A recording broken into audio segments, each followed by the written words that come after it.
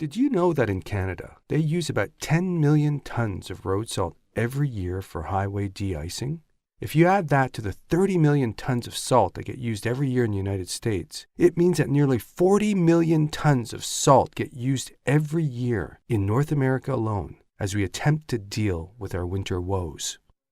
And you know what happens to the last little pile of dirty snow that's sitting on the side of your driveway? Well, whatever salt doesn't run off into our rivers winds up getting absorbed into the soil where it accumulates year after year. It destroys the soil structure and eventually ends up in our groundwater table.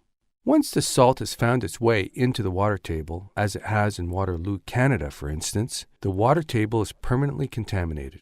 The salt will continue to accumulate for generations to come. It can be diluted, but can never be permanently removed. Okay, what's the big deal with that? After all, isn't salt a natural substance that just sort of disappears when spring arrives and the snow melts?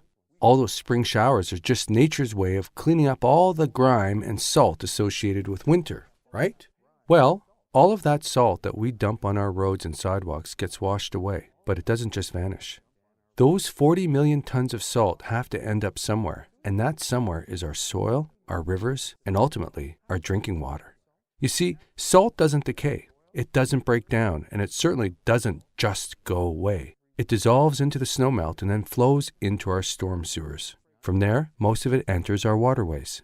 Every ton of salt contaminates 1.64 million liters of water. That's roughly 433,000 US gallons. If we use 40 million tons of salt annually in North America, then we're contaminating 15.625 quadrillion liters or 4 quadrillion US gallons of water. That's enough water to fill up Lake Superior, the greatest of the freshwater lakes, 1.3 times over.